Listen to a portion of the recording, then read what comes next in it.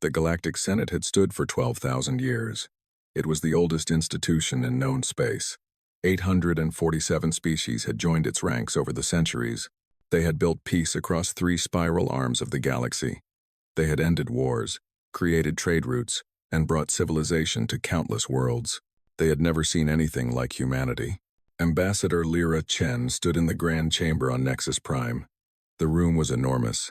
It stretched upward for nearly a kilometer, with seats carved into the walls in great spiraling rows. Representatives from hundreds of species filled those seats. Some breathed oxygen, some breathed methane, some did not breathe at all. They came in every shape and size imaginable. Crystalline beings that sang when they moved. Creatures of living shadow. Insectoid hives that thought as one mind. Ancient species so old they had forgotten their own origins. All of them were looking at Lyra Chen. She was small compared to most of them. Humans were not impressive by galactic standards. They had no claws, no armor, no natural weapons worth mentioning. They could not see in the dark like the Korvathi. They could not survive in vacuum like the Silicari. They were soft, fragile creatures from a small blue world orbiting an unremarkable yellow star, and yet the Senate feared them. High Chancellor Vortek rose from his seat at the center of the chamber. He was Silicari, a being made of living crystal that had grown for 3,000 years. His body caught the light and scattered it into rainbows across the chamber walls. When he spoke, his voice was like wind chimes in a storm. "The Senate recognizes Ambassador Chen of the Human Collective," he said. The words were formal, but there was something cold beneath them. Something sharp. Lyra bowed her head slightly. Her translator implant buzzed as it processed the dozens of languages being spoken around her. Whispers filled the chamber. She caught fragments of them. Words like dangerous and unpredictable, and too fast. Humanity had only discovered faster than light travel 40 years ago. In that time, they had spread to 17 star systems. They had built colonies, space stations, and trading posts. They had made contact with over 100 species. They had learned, adapted, and grown at a pace that terrified the elder races. No species in galactic history had expanded so quickly. No species had shown such hunger for the stars. Ambassador Chen, Chancellor Vortek continued, the Senate has deliberated for many cycles on the matter of human expansion. We have reviewed your species' history. We have studied your wars, your weapons, your capacity for violence. Lyra kept her face still. She had expected this. The Senate has reached a conclusion, the Chancellor said. His crystalline body hummed with a frequency that made Lyra's teeth ache. Humanity poses an unacceptable risk to galactic stability. The chamber fell silent. Even the whispers stopped. Therefore, Vortek continued, the Senate has passed Resolution 7751. Humanity is hereby required to surrender all military vessels to Senate oversight. All orbital defense platforms must be dismantled. All weapons research facilities must be opened to inspection and subsequently closed. Human military forces will be reduced to a purely ceremonial role. Lyra felt her heart beating faster, but she did not let it show on her face. Furthermore, the Chancellor said, humanity will accept the presence of Senate peacekeeping forces in all human-controlled systems. These forces will ensure human compliance with galactic law. They will remain in place until the Senate determines that humanity has demonstrated sufficient maturity. The word hung in the air like poison. You have 60 standard cycles to comply. Vortek finished. Failure to comply will result in sanctions, economic isolation, and if necessary, military intervention. The chamber erupted in noise. Hundreds of species voiced their approval. The Korvathi delegation, reptilian beings with scales like polished obsidian, hissed their satisfaction. They had been pushing for this resolution for years. They did not like competition, and humanity had proven to be very competitive indeed. Lyra stood in the center of it all. Alone and small and apparently helpless, she thought about Earth. She thought about the billions of people living their lives, raising their children, dreaming their dreams. She thought about the colonies, the stations, the ships that carried humanity's hopes between the stars. She thought about what the Senate was really asking for. Not just disarmament, submission. The elder races wanted humanity to kneel, to accept their place at the bottom of the galactic hierarchy. They wanted humans to be grateful for whatever scraps they were allowed. Lyra had read human history. She knew what happened when humans knelt. She knew what happened when they were pushed into corners, when they were told they were worthless, when they were given no choice but to submit or die. They did neither. Chancellor Vortek was watching her, waiting for her response. The entire chamber was waiting. They expected arguments. They expected pleas. They expected the young ambassador from the young species to beg for mercy, to negotiate, to try to find some compromise. Lyra did none of these things. She simply bowed her head in acknowledgement. A small gesture. Respectful, final. Then she pulled out a small device from her pocket. It was a standard human communicator, nothing special by galactic standards. She pressed a single button, sending a coded burst transmission toward the relay point that connected Nexus Prime to human space. The message was short, just 3 words in an old Earth language that her translator did not recognize. She put the device away. "The human delegation acknowledges the Senate's resolution," she said. Her voice was calm and clear. "We will return to Earth to deliver your terms." That was all. No arguments, no threats, no promises. Chancellor Vortek's crystalline form flickered with confusion. This was not the response he had expected. "You accept the Senate's terms." Lyra looked at him. Her eyes were dark and deep and very, very human. "I said we acknowledge them, Chancellor. I said nothing about accepting." Before anyone could respond, she turned and walked out of the grand chamber. Her footsteps echoed in the sudden silence. Every species in the room watched her go. The Korvathi ambassador leaned toward his aide. "That was easier than expected," he whispered. "The humans are cowards after all." His aide, who had spent more time studying humanity than most, did not look so certain. "Perhaps," he said slowly. "Or perhaps, we have made a terrible mistake." The Korvathi ambassador laughed. "What can they do? They are young. They are weak. They have nothing." But, as Lyra Chen's ship departed from Nexus Prime, as it accelerated toward the relay point and vanished in a flash of light, something changed in the galaxy. It was subtle at first, just a feeling, really. A sense that something had shifted. The elder races had lived in peace for thousands of years. They had forgotten what it felt like to be threatened. They had forgotten what it meant to face a species with nothing to lose. They were about to remember. On Earth, in a secure bunker deep beneath the Rocky Mountains, a group of admirals and generals gathered around a holographic display. They watched as Lyra's message arrived. 3 words in Latin, the old language of war and empire. Alea jecta est. The die is cast. The most senior admiral, a woman with gray hair and cold eyes, nodded slowly. "Begin Operation Prometheus," she said. "We have 60 cycles. Let's show them what humanity can do when we stop pretending to be harmless." Around the world, across 17 star systems, humanity began to move.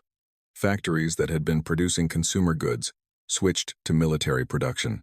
Shipyards that had been building freighters began building warships. Scientists who had been researching medicine and agriculture turned their attention to weapons.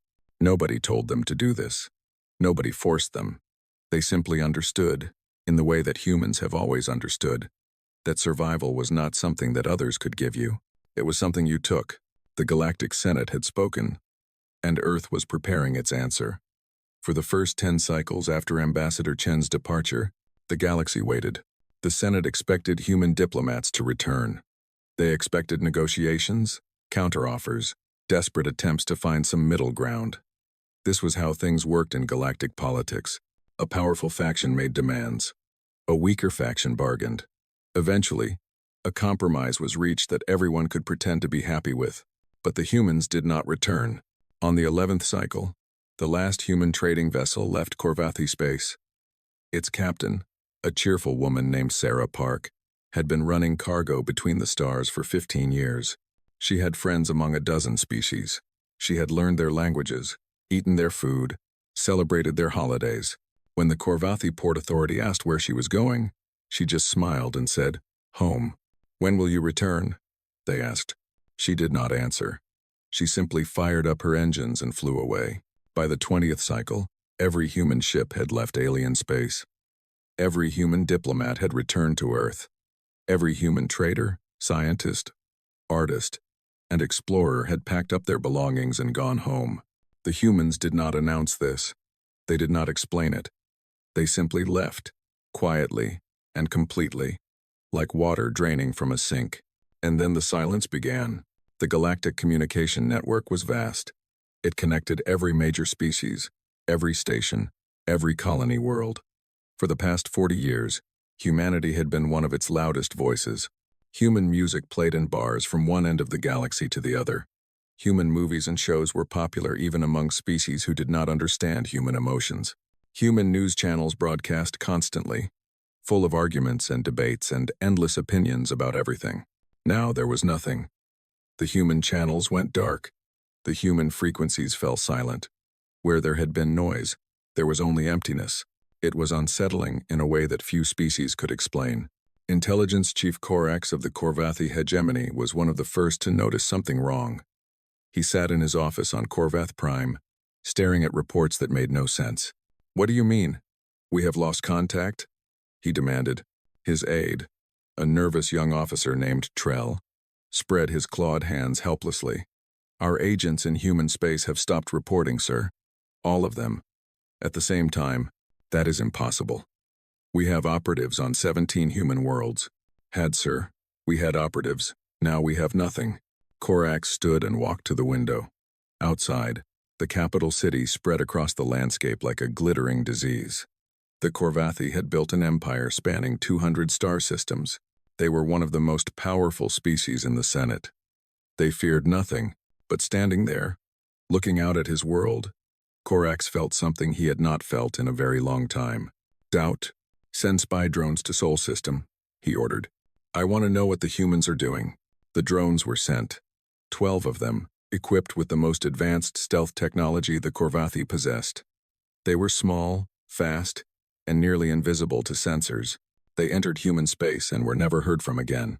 More drones were sent. Military scouts followed.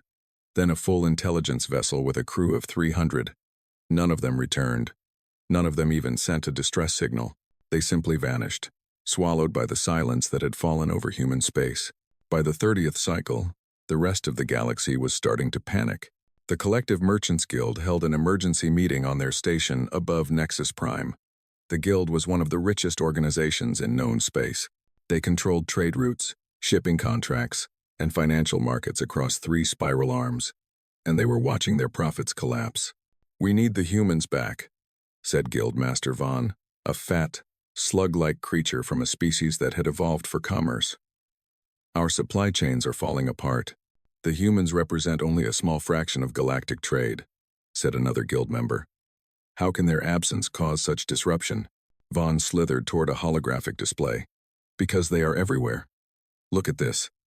He activated the display, showing trade routes across the galaxy. Human ships carry goods between the Corvathi and the Silicari. Human merchants connect markets that have never done business before. Human engineers maintain stations that a dozen species depend on. The display showed the problem clearly. The humans had not conquered territory or built empires. They had made themselves useful. They had woven themselves into the fabric of galactic civilization so thoroughly that removing them was like pulling threads from a cloth. Everything was starting to unravel. "We must demand that the Senate withdraw its resolution," Vaughn said. "The economic damage alone." "The Senate will not withdraw," said a quiet voice from the back of the room. Everyone turned to see a Silicari observer, one of Chancellor Vortex's aides. "The resolution stands. The humans must comply. And if they do not," the Silicari's crystalline form flickered, "then they will face the consequences." But what consequences could the Senate impose? Trade sanctions meant nothing to a species that had already withdrawn from trade. Military threats meant nothing to a species that had vanished behind borders that could not be penetrated. The humans had done something unprecedented. They had simply stopped playing the game. They had taken their pieces off the board and walked away, and the galaxy did not know how to respond. On the 45th cycle, long-range sensors detected something strange in human space. Energy readings were off the charts. Heat signatures suggested industrial activity on a scale never before recorded. Something was happening in the Sol system, something big, but nobody could see what it was. The humans had put up some kind of barrier, a wall of interference that blocked all scans. Behind that wall, they were doing something, building something. Chancellor Vortex received these reports in his chambers on Nexus Prime. He read them carefully, his crystalline fingers tapping against the desk, in a rhythm that his aides found deeply troubling. "They are bluffing," he said at last. "The humans are pretending to be strong to avoid appearing weak. It is a negotiating tactic. And if it is not a bluff?" asked his senior aide. Vortek did not answer. He could not admit, even to himself, that he was afraid. The Silicari did not feel fear. They were beings of pure logic and ancient wisdom. They had guided the Senate for millennia, but somewhere deep in his crystalline core, in a place he did not like to acknowledge, Vortek wondered if he had made a terrible mistake. The humans were too young to be a threat, too weak, too primitive. Were they not? On the 59th cycle, a single ship emerged from the Sol System relay point.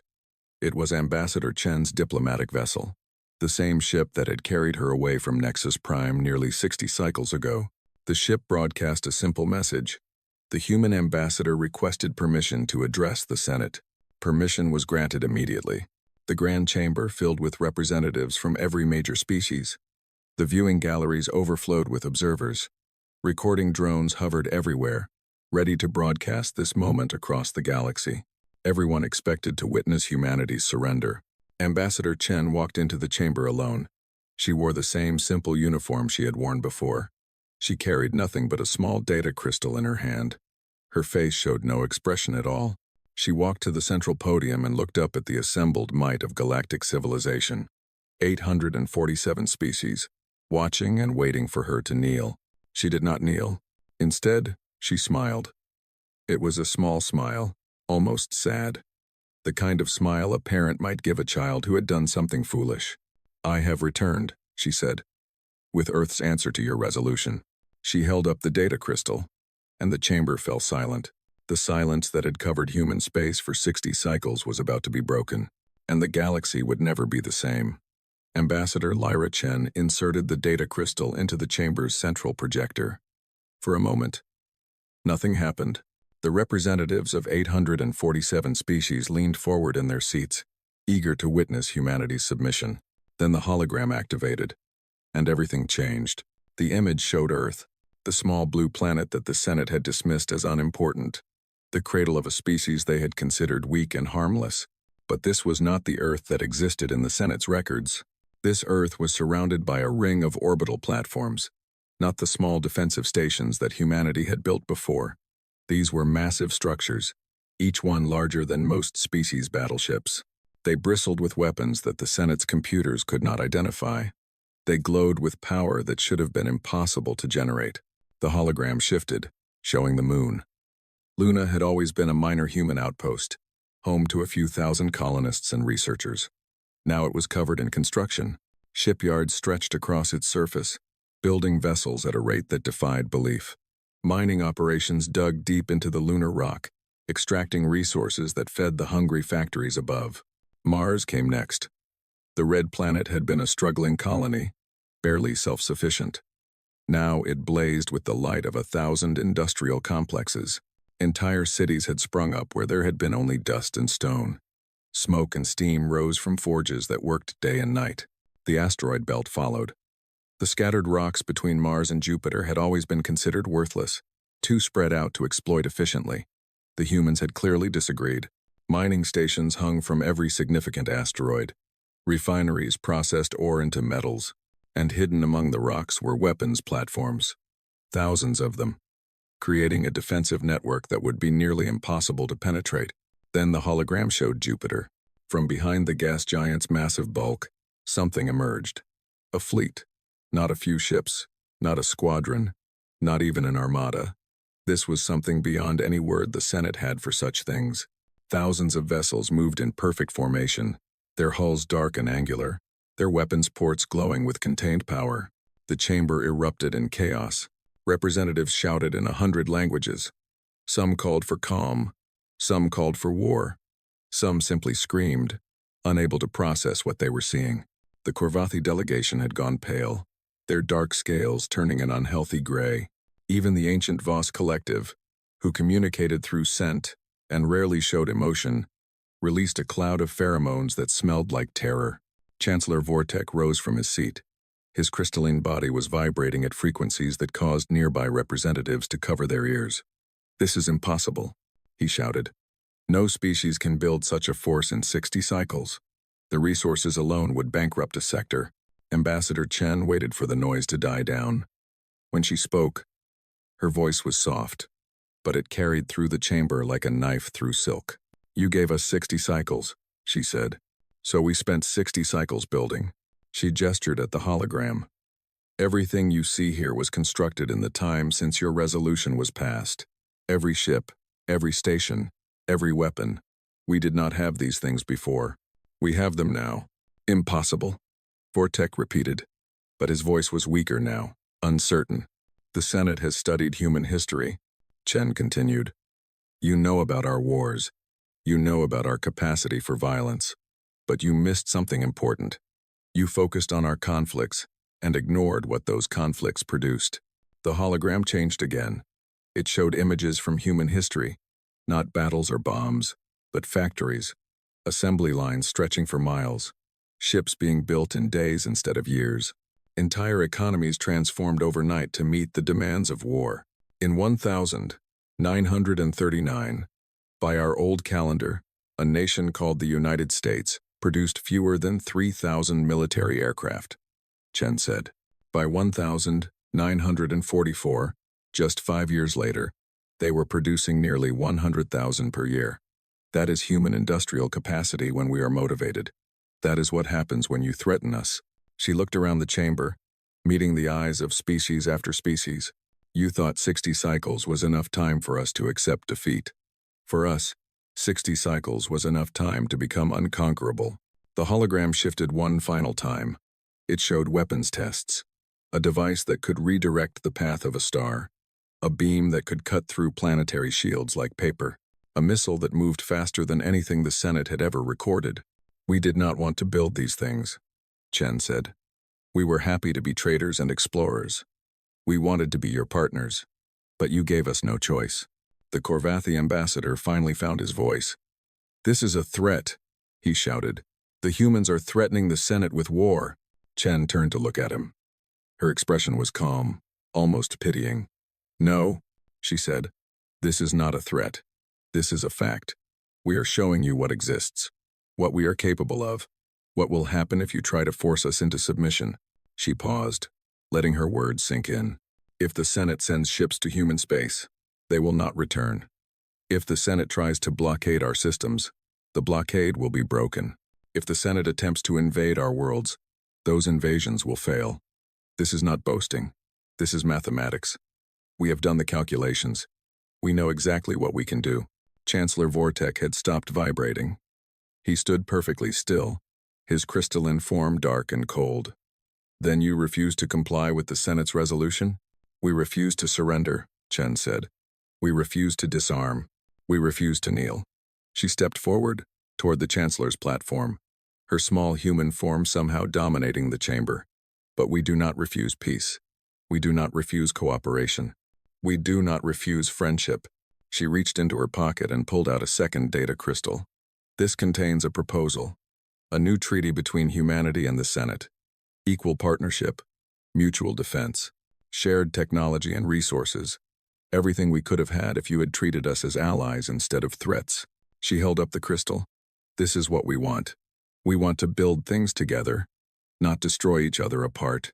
We want to explore the galaxy side by side, not fight over it like animals.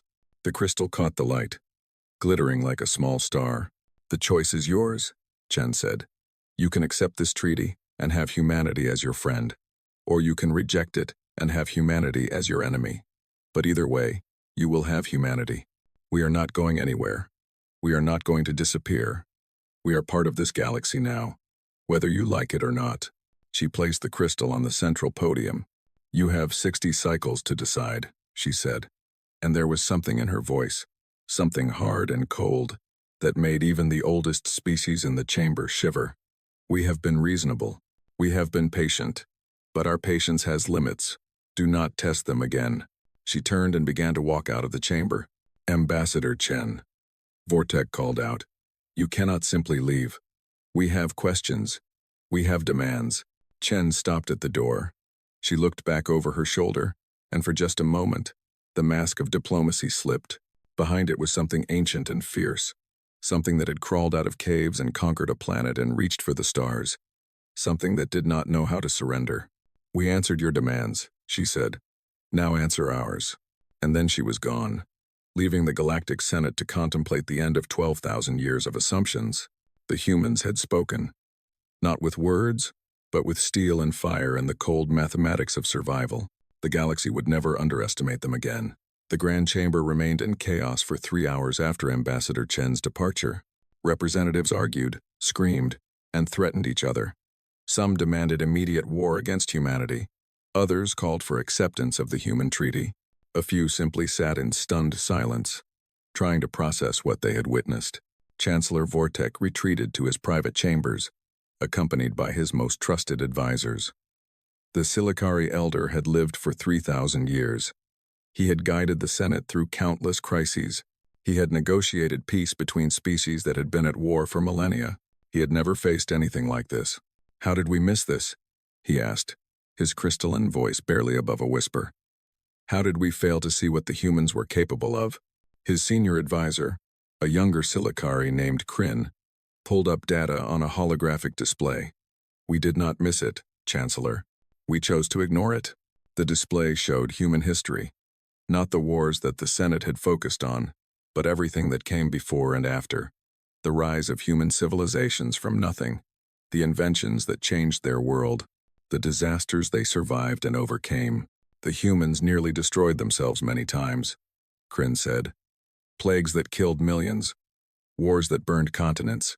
They developed weapons that could end all life on their planet, and then they found ways to live with those weapons without using them." He changed the display, showing graphs and charts. Every other species in the Senate developed slowly. "We built our civilizations over thousands of years, step by step. The humans did it in centuries, sometimes in decades. They advance faster when threatened than other species advance in peace." Vortex studied the data. "We thought their aggression was a weakness." "It is not aggression," Kryn said quietly. "It is adaptation. The humans evolved on a world that was trying to kill them. Predators, diseases, natural disasters, each other. They learned to change faster than their environment could destroy them. That is what makes them dangerous. Not their weapons or their ships, but their ability to become whatever they need to be to survive." The Chancellor was silent for a long moment. "And we threatened them. We did more than threaten them. We told them they were not allowed to defend themselves. We told them to trust us with their survival." Kryn's crystalline form flickered with something that might have been fear. "For humans, that is the worst possible demand. Their entire history is built on the principle that no one else will protect them. They must protect themselves." In another part of Nexus Prime, the Korvathi delegation was holding its own meeting. Ambassador Krath, the senior Korvathi diplomat, paced back and forth across the room. His scales had returned to their normal dark color, but his eyes were wild with anger and fear. "We must strike first," he said. "Before the humans can attack. We must destroy them while we still can." His military advisor, General Vorik, shook his head slowly. "Did you not see the display, Ambassador? The humans have already built a force that exceeds anything we can deploy. A first strike would not destroy them. It would simply give them an excuse to destroy us. Then what do you suggest? That we surrender? That we accept these mammals as our equals?" Vorik was quiet for a moment. He was old for a Korvathi. His scales scarred from 100 battles. He had fought in wars across the galaxy. He knew what it meant to face a superior enemy. "I suggest," he said carefully, "that we consider why the humans showed us their fleet instead of using it." Krath stopped pacing. "What do you mean? They could have attacked us. They had 60 cycles to prepare. They knew exactly when the deadline would expire. If they wanted war, they could have struck the moment they were ready, while we were still unprepared." Vorik leaned forward. "Instead, they sent an ambassador. They offered a treaty. They asked for peace. A trick," Krath said. "They are trying to make us lower our guard. Perhaps. Or perhaps they actually want what they say they want. Partnership, cooperation. A place in the galaxy that does not require them to fight for every breath." The ambassador snorted.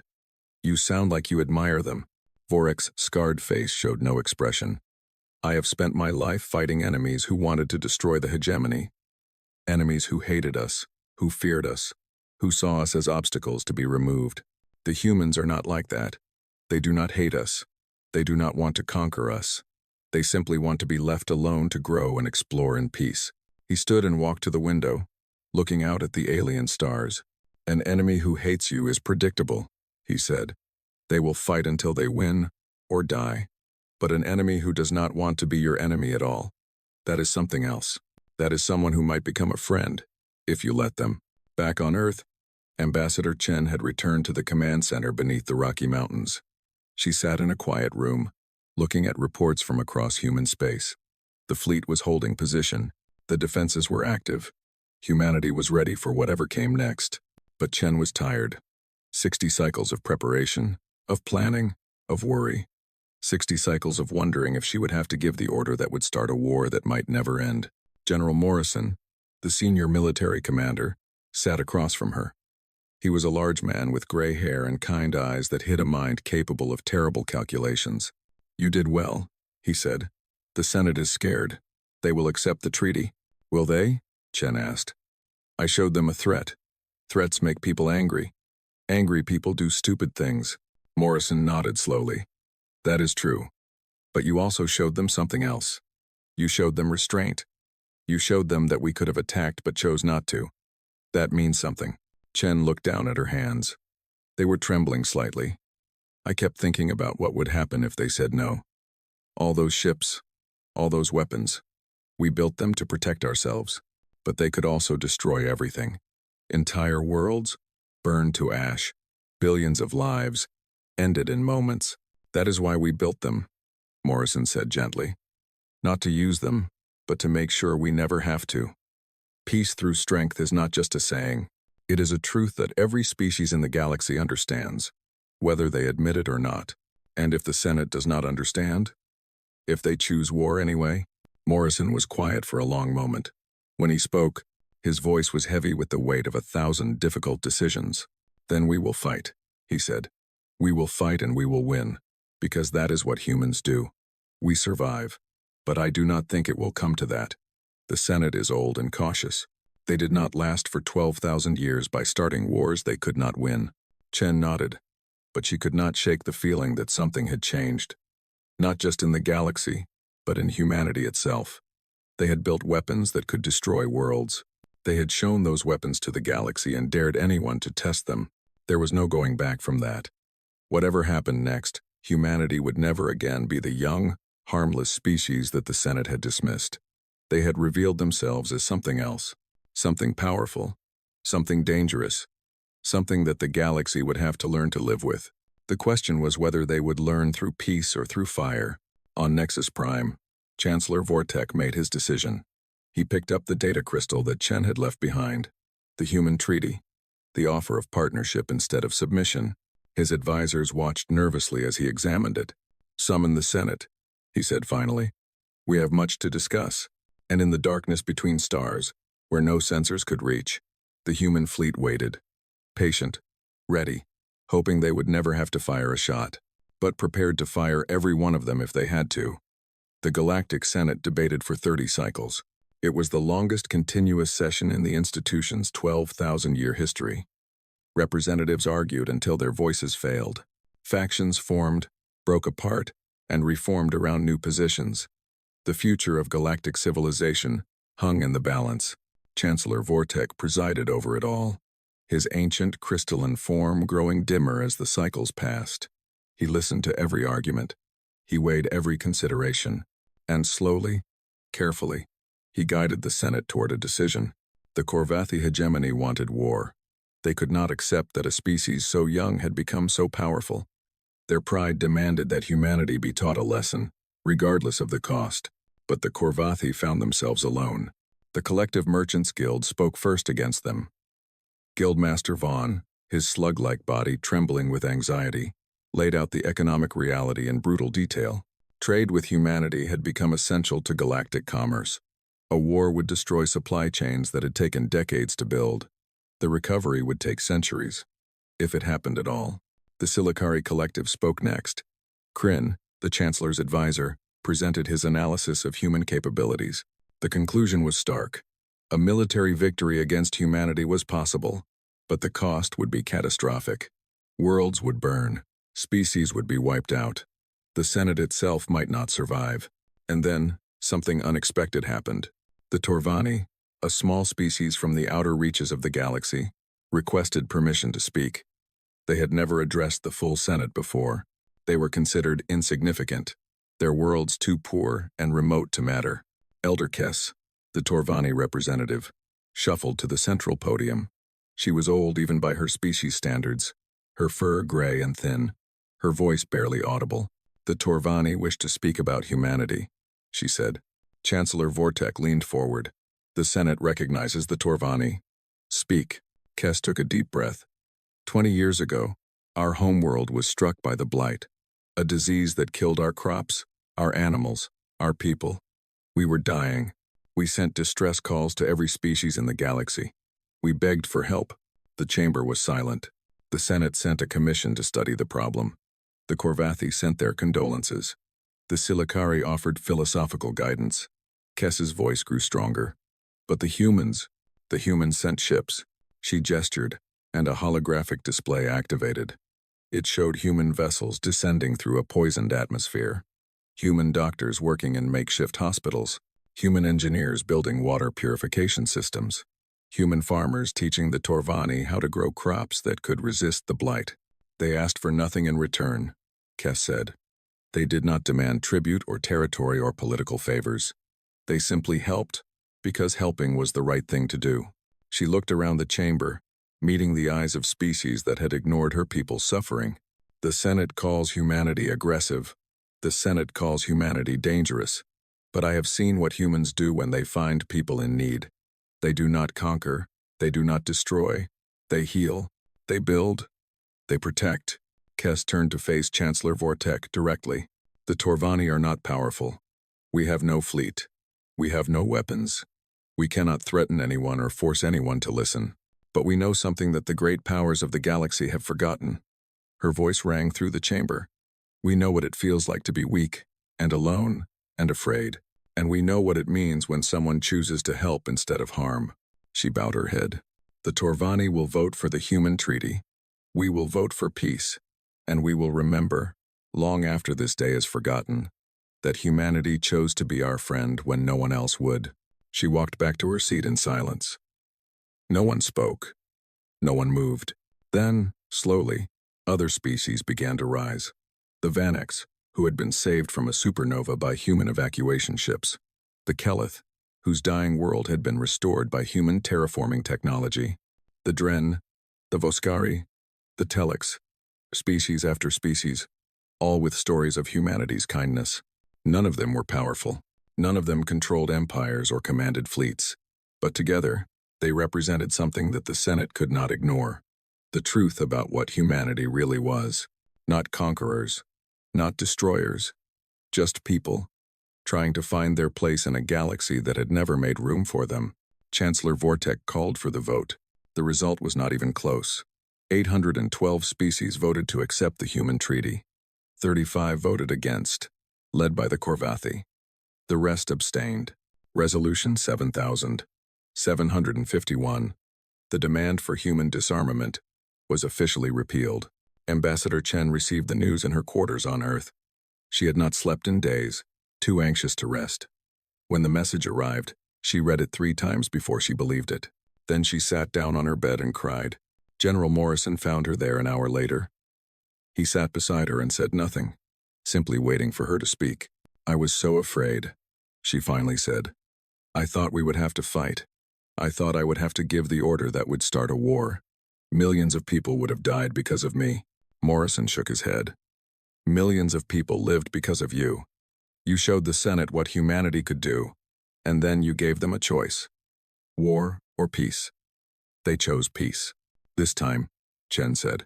What about next time? What about the next species that decides we are too dangerous to exist? Morrison was quiet for a moment. Then he smiled, a rare expression on his weathered face. Next time, he said, they will remember today. They will remember that humanity offered friendship first, and only showed its teeth. when forced. They will remember that we could have chosen war and chose peace instead.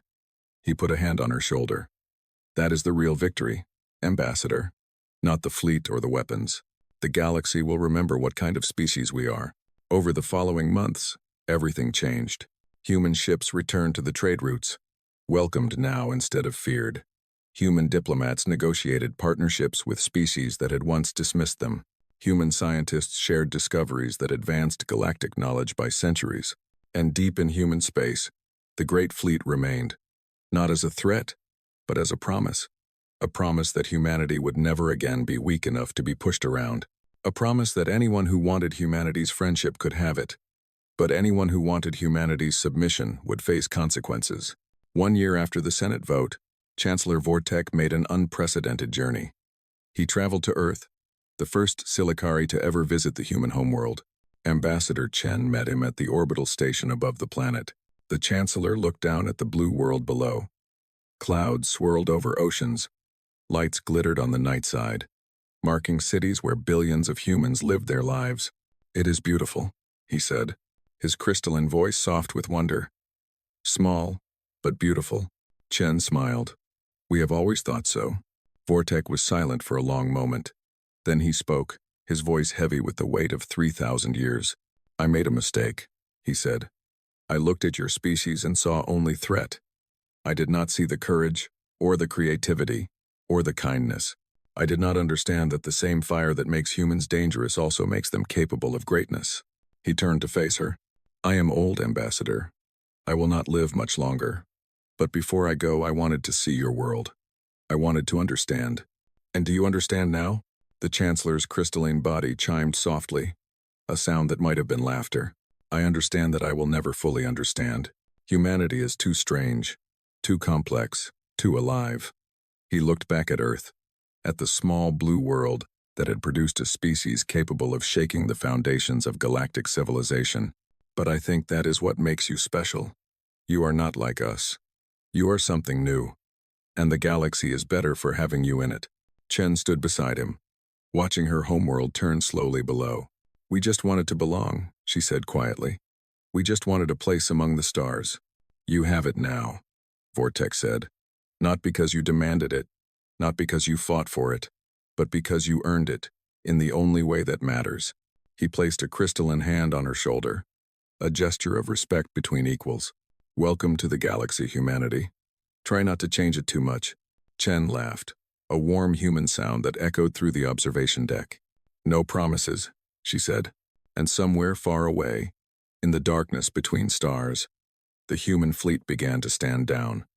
Weapons powered off, defenses lowered.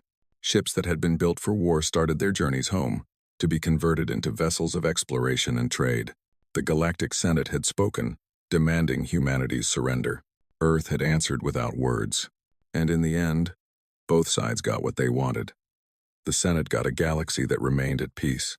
Humanity got the respect they had always deserved. It was, as humans like to say, a win-win situation. The galaxy would never be the same. But for the first time in a long time, that seemed like a good thing. Humanity had arrived, and they were here to stay.